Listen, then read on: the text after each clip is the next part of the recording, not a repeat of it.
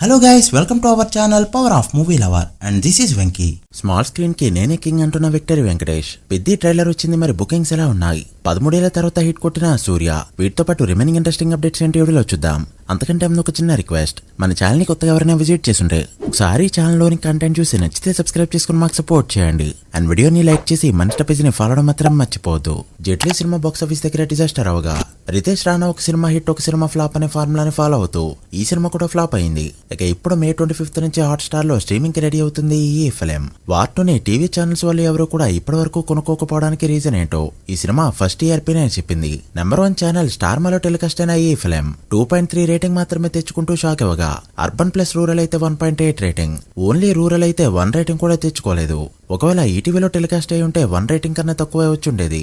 ఇక last telecast తో devil cinema 0.92 rating, హే Balwant 2.7 rating తో చాలా మంచిగా పర్ఫార్మ్ చేస్తూ వార్ 2ని కూడా దాటింది. ఇక వాల్తెరివేరియా 2.57 రేటింగ్ తెచ్చుకుంటూ మంచిగా పర్ఫార్మ్ చేయగా, వీకెండ్ లో కాకుండా వీక్ డేస్ లో వచ్చి కూడా సూర్యవంశం మెరక్ కొట్టింది. ఈటీవీ లాంటి ఛానల్లో కూడా 3.07 రేటింగ్ తెచ్చుకుంటూ వెంకీ మామ పవర్ ఏంటో మరొకసారి చూపెట్టింది ఈ సినిమా. జననాయకన్ ఎలక్షన్ కి ముందు ఎలక్షన్ కి తర్వాత అన్నట్టు మారింది సిచ్యువేషన్. జనవరిలో ప్రీసేల్ చూసుకుంటే తెలుగు స్టేట్స్ లో 1 crore కూడా లేదు. బట్ ఇప్పుడు విజయ్ సీఎం కావడంతో మేకర్స్ నుంచి తెలుగు స్టేట్స్ లో 35 కోట్లు అయితే ఎక్స్పెక్ట్ చేస్తున్నారు. అయితే బయర్స్ మాత్రం 15 కోట్లు ఇవ్వడానికి రెడీ అవుతూ ఉండగా, ఇలాంటి ఒక రీమేక్ కి 15 కోట్లు కూడా చాలా రిస్క్. అండ్ ఓటీటీ డీల్ కూడా ఇప్పటికీ క్లోజ్ కాలేదు.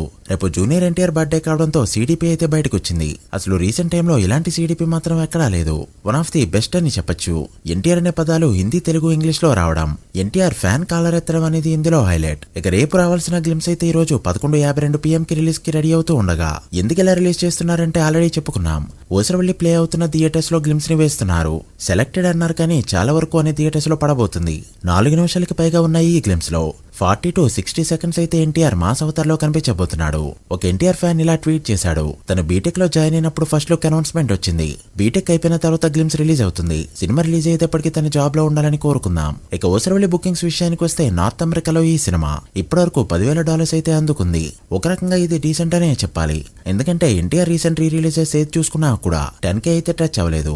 అండ్ ఇప్పుడు రీ రిలీజ్ అవుతున్న ఆంధ్ర వాళ్ళ కూడా సో డే 1 $25,000 తో ఓపెన్ అయిందంటే చాలా బెస్ట్ నెంబర్ గా చెప్పొచ్చు.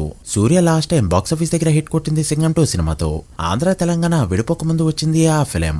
అండ్ వచ్చి 13 ఏళ్లు దాటిపోయింది. ఫైనల్లీ ఇప్పుడు కరుపు సినిమాతో మళ్ళీ హిట్ కొట్టాడు సూర్య.